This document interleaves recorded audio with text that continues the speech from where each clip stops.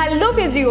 So welcome to the another topic of exercise therapy. So today topic is introduction to exercise therapy. Let's see. So physio, in this video these are the headline I am going to discuss. Let's see one by one. First is the aim of exercise.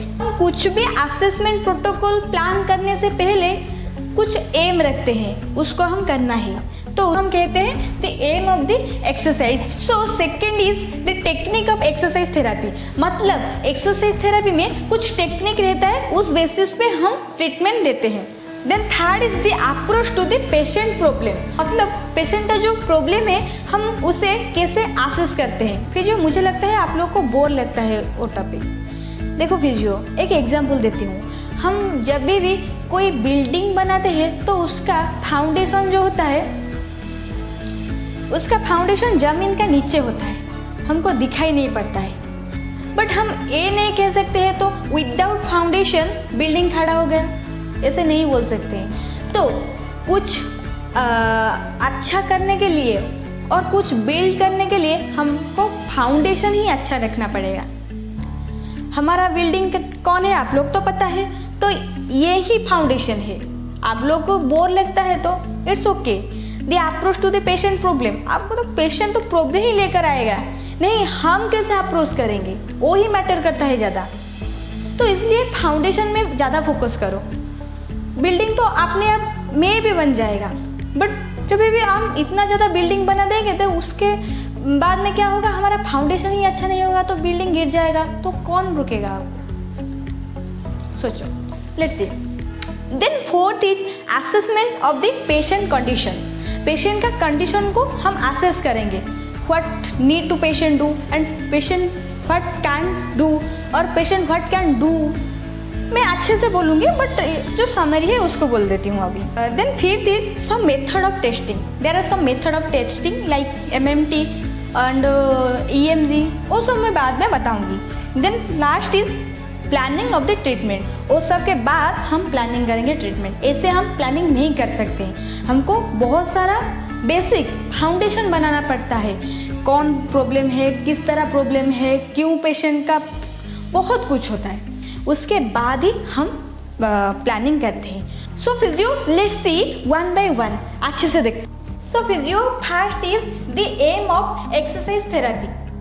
हम ऐसे कह सकते हैं कौन सी injury से recover होने के लिए या लाइफस्टाइल में मॉडिफिकेशन लाने के लिए हम एक्सरसाइज थेरेपी का एक एम रखते हैं. तो एक्सरसाइज थेरेपी का फर्स्ट एम होता है, वो क्या होता है कि टू मिनिमाइज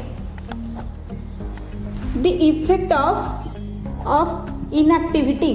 मतलब जब भी हम इनएक्टिव रहते हैं, इनएक्टिव तो बहुत रीजन के लिए हम रह सकते हैं, but let's suppose in surgical conditions, post surgical conditions, कोई सर्जिकल कंडीशन के बाद में जब भी हम इनएक्टिव रहते हैं तो हमारा क्या हो जाता है, प्रेशर सो डेवलप हो जाता है या जॉइंट में मोबिलिटी डिक्रीज हो जाता है, तो उसको हम एक्सरसाइज से प्रिवेंट कर सकते हैं. तो हमारा मेन गोल जो एम है एक्सरसाइज थेरेपी का, तो minimize the effect of inactivity. हमारा जो भी इनएक्टिविटी वजह से जो भी डिजीज हो सकती है उसको हम प्रिवेंट कर सकते हैं. सो फिर जो second is to correct the efficiency of muscle और muscle group and regain the normal range of motions. मतलब हमारा मसल और ग्रुप ऑफ मसल का इनएफिशिएंसी को वो करेक्ट करेगा और प्रिवेंट करेगा. तो हमारा मसल का जो मूवमेंट होता है तो आप लोग को पता है, या ग्रुप ऑफ मसल का मूवमेंट कब होता है, हमारा जो फंक्शनल मूवमेंट या कोई भी मूवमेंट. एक्चुअली हमारा हमेशा ग्रुप ऑफ मसल ही एक्ट करता है. Single muscle can't able to produce. You can check the group action of muscles. Already I am covered that. Second is the regain normal range of joint motion. तो हमारा muscle अच्छा रहेगा तो movement होगा. हमारा M क्या होता है कि हमारा जो मसल का इनएफिशिएंसी है और मसल ग्रुप का इनएफिशिएंसी है उसको करेक्ट करना है. उसके बाद हमारा जॉइंट का रेंज ऑफ मोशन को अच्छा रखना है. Then third is to regain the normal functional activities. तो हमारा जो एक्सरसाइज थेरेपी का गोल रहेगा थर्ड पॉइंट में, to regain the normal functional activity. जो भी फंक्शनल एक्टिविटी जो पेशेंट को करना चाहिए और ज़रूरी है, इम्पोर्टेंट है, उसके लिए हमको उसको रीगेन करना है, वो हमारा एम होगा. Sorry physio for my handwriting, but physio if you can't able to understand my handwriting then you can check here. So physio, second is the technique of exercise therapy. आप लोग तो पता है हम कितना technique use करते हैं, but patient last में कहता है कि वो तो हाथ पैर थोड़ा हिला देते हो, तो आप और क्या करते हो? वो छोड़ो, एक्चुअली मैं रूरल बैकग्राउंड से बिलोंग करती हूँ. I think that much awareness here, but मेरा बैकग्राउंड में तो चलता है. आप क्या ही करते हो? फिजियो हम जो टेक्निक यूज़ करते हैं, क्या होता है कि हम एक एक्टिव टेक्निक यूज़ करते हैं. एक्टिव टेक्निक यूज़ करते हैं, आप लोग तो पता है हम एक्टिव टेक्निक यूज़ करते हैं. मतलब क्या है, पेशेंट जो खुद ही खुद करता है. और एक पासिव टेक्निक भी हम यूज़ करते हैं. पासिव टेक्निक में क्या होता है कि पेशेंट नहीं कर पाता है या कौन सा कंस्ट्रक्शन रहता है, हम करते हैं पेशेंट को. देन टेक्निक हमारा पहले दो तरह के हैं. देन वो जो एक्टिव मूवमेंट है और जो एक्टिव टेक्निक में हम करते हैं, पेशेंट को बोलते हैं ऐसे करो उसे करो, जो भी, वो एक होता है वॉलंटरी. पेशेंट खुद पेशेंट को पता चलता है वो हो रहा है मूवमेंट, हम बोलते हैं, देन पेशेंट को पता चलता है. बट और एक भी है जो है कि इनवॉलंटरी. पेशेंट को पता चलता है बट अपने आप ही मूवमेंट हो जाता है, जैसे कि रिफ्लेक्स, वो एक इनवॉल्यूंटरी मूवमेंट है, बट पेशेंट ही करेगा ना, तो इसलिए एक्टिव इनवॉल्यूंटरी रिफ्लेक्स होता है. देन वॉल्यूंटरी में क्या होता है? वॉल्यूंटरी में क्या होता है? वॉल्यूंटरी में पहले होता है असिस्टेड, मतलब पेशेंट को थोड़ा असिस्ट करेंगे बट पेशेंट कर देगा. देन होता है फ्री, मतलब पेशेंट खुद ही खुद करेगा, असिस्टेंट नहीं नीड होता है. देन थर्ड में आता है assisted resisted. Then third is resisted exercise, मतलब वो स्ट्रेन देने के लिए और पावर एंड्योरेंस डेवलप करने के लिए हम रेजिस्टेड एक्सरसाइज देते हैं. बहुत सारा मटर यूनिटी को एक्टिव करेंगे, क्योंकि ना आप लोग तो पता है मटर यूनिटी जितना एक्टिव होगा उतना मसल कंट्रैक्शन होगा, उतना मसल का स्ट्रेंथ बढ़ेगा, मूवमेंट बहुत एक्यूरेट होगा. तो इस तरह हमारा टेक्निक होता है. देन हमारा जो पासिव मूवमेंट रह गया, पासिव मूवमेंट में बहुत टेक्निक रहता है, जैसे कि आरपीएम होता है. हम पेशेंट को एक simple relaxed smoothly passive movement कराते हैं. और एक रह गया पासिव मोबिलाइजेशन, जॉइंट मोबिलाइजेशन.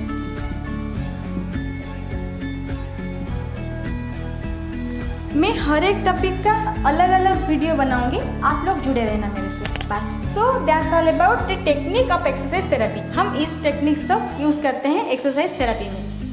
और भी टेक्निक है न्यूरोमस्कुलर जो भी है, कोऑर्डिनेशन वगैरह, बट एक्सरसाइज इतना ही होता है. हम कोऑर्डिनेशन में जो भी एडवाइस देंगे इससे कि कोऑर्डिनेशन के लिए, वो क्या होगा, एक्टिव हो जाएगा ना पेशेंट का, तो एक्टिव फ्री हो जाएगा, क्योंकि ना पेशेंट खुद ही खुद करता है.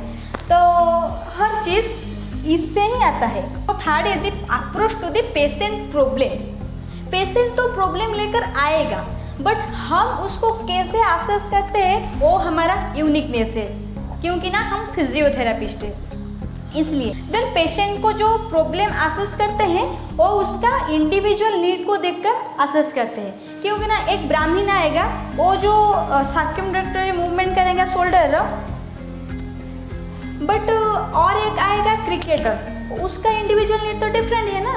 तो इसलिए हम जब भी पेशेंट को असेस करेंगे तो हमको पहले क्या करना चाहिए, पेशेंट का प्रॉब्लम को अच्छे से जानना चाहिए. क्या प्रॉब्लम, कैसा प्रॉब्लम, क्यों प्रॉब्लम हुआ, इस तरह.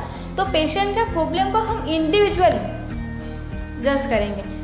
तो अप्रोच इस तरह होता है. Then physio fourth is the assessment of the patient condition.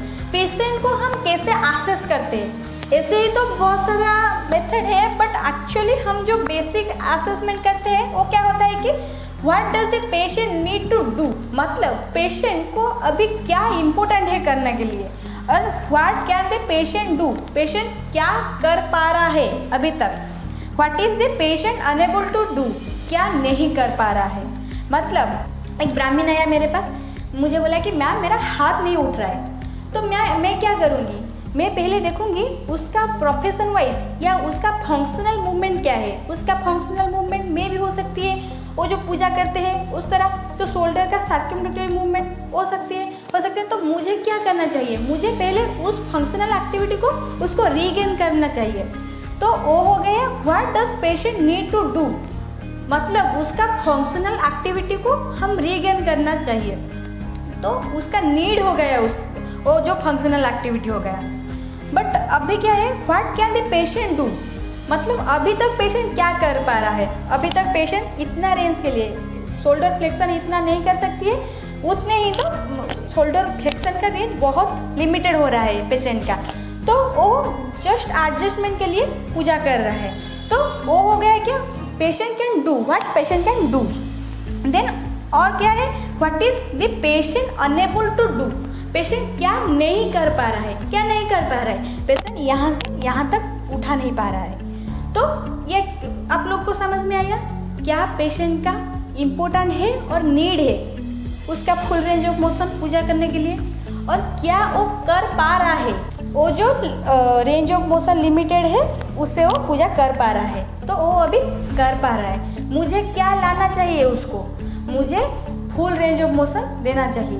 और what is the patient unable to do, patient क्या कर नहीं पा रहा है, वो फुल रेंज नहीं कर पा रहा है। तो आप लोग को समझ में आया what does the patient need to do and what can the patient do and what is the patient unable to do.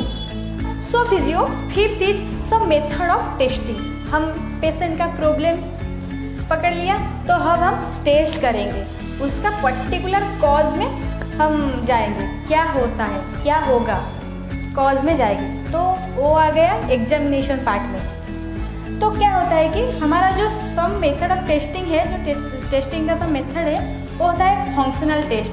मैं जो एग्जाम्पल दिया था अभी, वो जो फंक्शनल टेस्ट है उतना तक उठा सकती है, उतना नहीं हो सकती है, तो वो क्या हो गया फंक्शनल टेस्ट।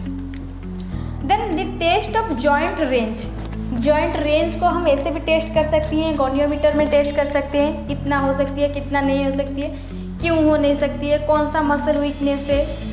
वो जो कौन सा मसल वीकनेस है वो हम और भी टेस्ट में कर सकती है, जैसे कि MMT। Then third is test of neuromuscular efficiency. Test of neuromuscular efficiency, उसमें हम बहुत सारा टेस्ट देखेंगे, जैसे कि एक है इलेक्ट्रिकल टेस्ट। इलेक्ट्रिकल टेस्ट का मतलब क्या है, इलेक्ट्रिकल टेस्ट, इलेक्ट्रिकल टेस्ट का मतलब क्या है, हम टेस्ट कर सकते हैं इलेक्ट्रोमायोग्राफी, मतलब EMG टेस्ट हो सकती है इलेक्ट्रिकल टेस्ट में, उससे भी हम डायग्नोस्टिक या एग्जामिन कर सकते हैं। देन आता है हमारा प्यारा MMT, फिजियोथेरेपी MMT हमारा दोस्त है, मैनुअल मसल टेस्टिंग। उससे भी हम मसल का एग्जामिन कर सकते हैं, क्यों वीक है, कौन सा प्रॉब्लम है, कितना ग्रेड हो सकती है, व्हाटएवर MMT में हम कर सकते हैं। Then third is circumference measurement. Circumference measurement खुद नाम से ही पता चल जाता है क्या मेजरमेंट होना चाहिए, मतलब एक लिम्ब को दूसरा लिम्ब से कंपेयर करके हम पता चल जाता है कि टेप मेजरिंग भी होती है। Then third is static power test and और एक है डायनामिक पावर टेस्ट। वो क्या होता है स्टैटिक पावर टेस्ट, मतलब मसल में जब स्टैटिक कंट्रैक्शन होगा या आइसोमेट्रिक कंट्रैक्शन होगा, उस टाइम मसल कितना कंट्रैक्ट कर सकती है, उसको हम कहते हैं स्टैटिक पावर टेस्ट। ओके, मैं एग्जांपल देती हूँ, जब भी मैं फिस्ट कर रही हूँ क्या होता है, कितना कर सकती हूँ, तो वो भी एक स्टैटिक पावर टेस्ट में जा सकती है। बट डायनामिक पावर टेस्ट में ये जा सकती है कि हमारा डायनामिक का मतलब तो आप लोग को पता है, वो जो प्रोग्रेसिव रेजिस्टेंस वाला एक्सरसाइज होगा वो जाएगा, उससे कितना रेंज ऑफ मोशन, कितना रिपीटेड मैक्सिमम हो सकती है, कितना टाइम के लिए हो रह सकती है, कितना एंड्योरेंस होता है, तो हम उस टेस्ट को यहाँ पर इंक्लूड कर सकते हैं डायनामिक पावर टेस्ट में। और भी बहुत सारा डायनामिक टेस्ट का एग्जाम्पल है। देन और एक टेस्ट है एंड्योरेंस टेस्ट, देन और एक टेस्ट है एंड्योरेंस टेस्ट एंड और एक स्पीड टेस्ट। एंड्योरेंस टेस्ट का मतलब क्या है, मतलब मसल का जो इफोर्ट ऑफ कंट्रैक्शन है वो एक पर्टिकुलर टाइम के लिए कितने बार हो सकती है और कितने लगातार तक हो सकती है, उसको हम एंड्योरेंस टेस्ट कहते हैं। समझ में नहीं आया तो मैं एक बार बोलती हूँ एक एग्जाम्पल के साथ। एक बंदा दौड़ती है, एक बंदा 10 किलोमीटर दौड़ती है।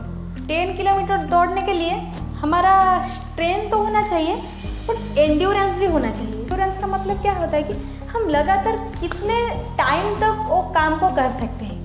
एंड्योरेंस का मतलब है वो कितना ज़्यादा टाइम तक हम उस काम को लगातार कर सकते हैं। तो उसको हम कहते हैं एंडोरेंस। तो उसको टेस्ट कैसे करेंगे, तो एक पर्टिकुलर टास्क दे देंगे पेशेंट को कुछ टाइम के लिए, उस टाइम तक वो कर पा रहा है या नहीं कर पा रहा है, उस पर्टिकुलर कितना टाइम तक वो कर पा रहा है, उसको हम एंड्योरेंस टेस्ट कहते हैं। स्पीड टेस्ट भी उस तरह होता है, हम पेशेंट को पर्टिकुलर टाइम देते हैं, बट यहाँ पर हम मेजर करेंगे कितना बार वो मूवमेंट और कंट्रैक्शन हो रहा है, बट एंड्योरेंस टेस्ट में कितना देर तक हो सकती है। Then physio fourth is test of coordination.